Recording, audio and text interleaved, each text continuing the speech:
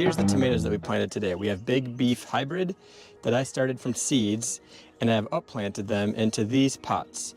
So now they're ready to go put into the ground. I've been paying attention. In the next couple weeks, we don't have any cold weather coming.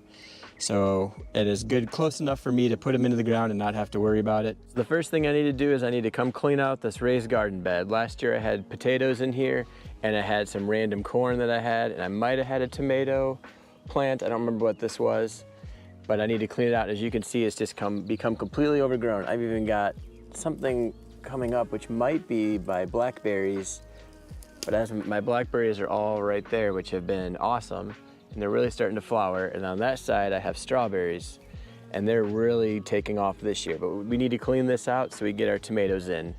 So the first thing I need to do is tear up everything that's growing in here. We're going to completely clear it out and mix it all back in, pull all the grass out that's been growing, and we're going to put in some tomato fertilizer, and we're going to put in some compost, and then we're going to mix it all in, and then we will go get our tomatoes and we'll start planting them.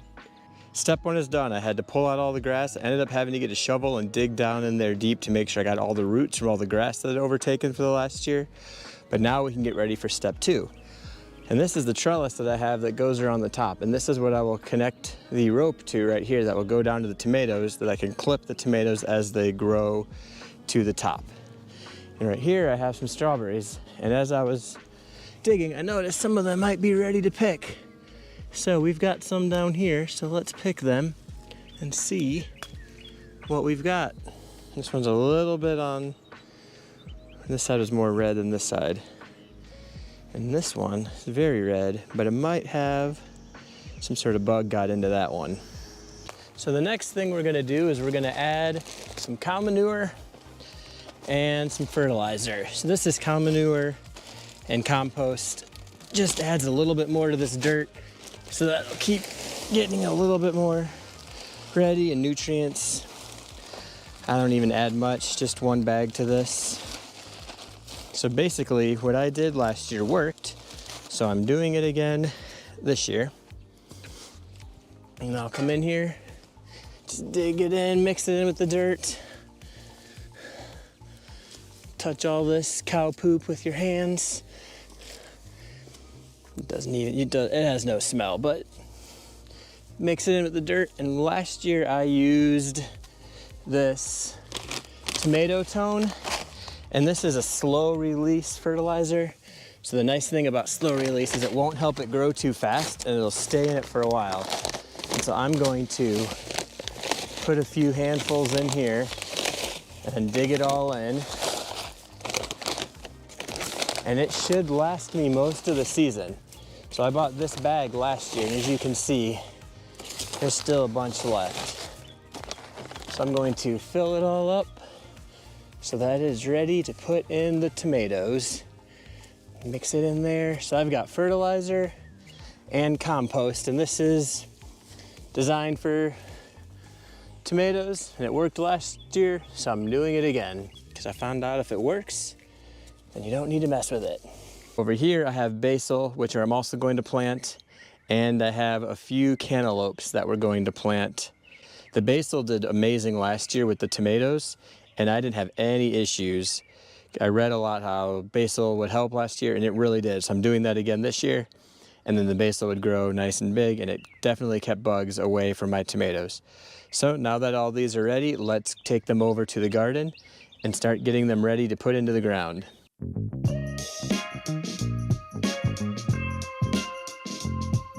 All right, let's check out some of these tomatoes here now that we have them all in. So right here, I have my beef hybrid tomato. As you can see, the root balls on there pretty well. This is some really wet soil, so it's a good thing that I'm getting into the ground today. So we're just gonna dig it in. And the nice thing about tomatoes is they will regrow roots at any spot that's buried. So some of these are kind of weak and were blown over in the wind. But what I can do is I can mound up around them like that, and that will really sturdy them up because they'll start growing roots out of the sides. So even if I have ones like here, and this one's really dry and small, I can put it right here to the side over there, and I can pile it up and the roots will come up. What I can do is come through here.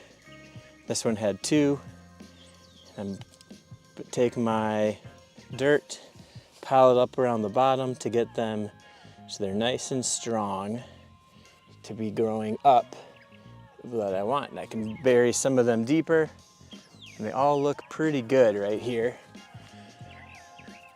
And I don't know if you can see this one all the way over here, but I can pile it up and make it grow over there.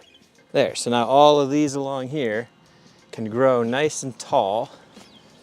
And I can see even right here. So you just take some dirt, pile it up, and I can straighten them up. Here's another one right here. Take some dirt, I can pile it up, and it won't take long, and it'll get itself going.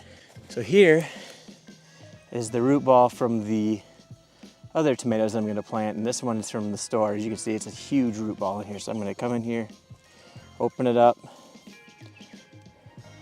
Try not to tear it up too much, but it needed to be out of this plant. It's way too big for that little cup. See how big this is compared to the rest of these? It's already even got little runners in here that I can trim off.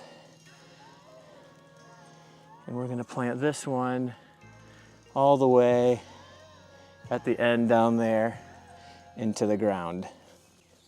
And now the part that was really cool from last year is I can take these and I can plant basil between these tomatoes. So they're not very big right now. I got 3 plants right here, and I can just come in here and I put it between 4 plants. One, I didn't need a lot, and it'll grow almost as tall as the tomatoes. And I can take this basil, put the basil right in between them. So I'm separating these plants. They're just really wet because of all the rain. But I can slowly put it in right there.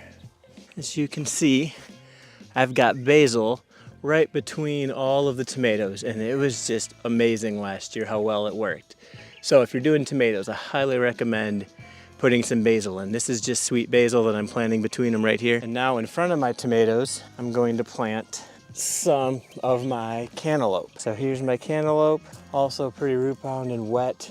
And I'm just gonna put it right in the front. So I've got 3 plants that are growing all in this garden bed. The cantaloupe grows along the ground, so when the tomatoes get nice and big, the cantaloupe will be shaded by all the basil that's growing. So I've got 4 cantaloupe plants right there, basil in the middle of my garden. So in the garden, I've got my tomatoes around the sides, I've got basil in the middle, and the basil is just amazing. So if you're gonna do basil, I highly recommend you put basils between the tomatoes because it just took off.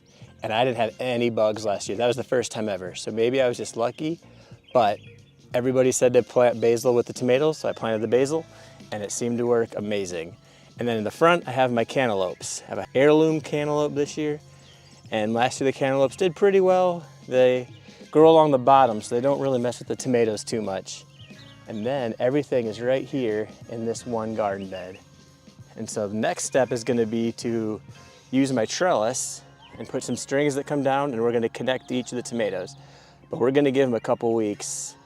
But if we keep getting sun like this, it won't take them long.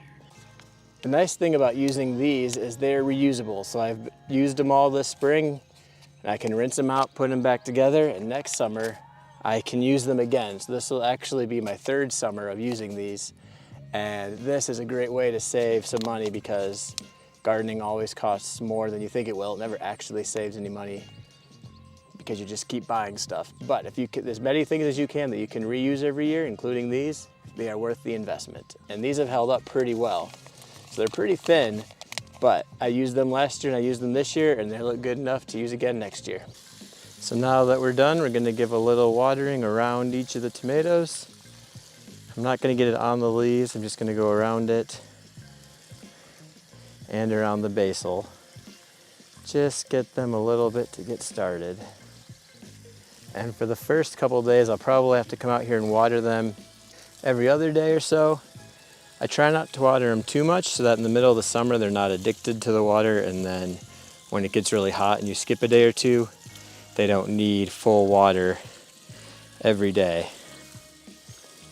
So I do try to harden them up a little bit. As you can see, there's little mounds over those tomatoes, and give them a couple days and these will perk right up.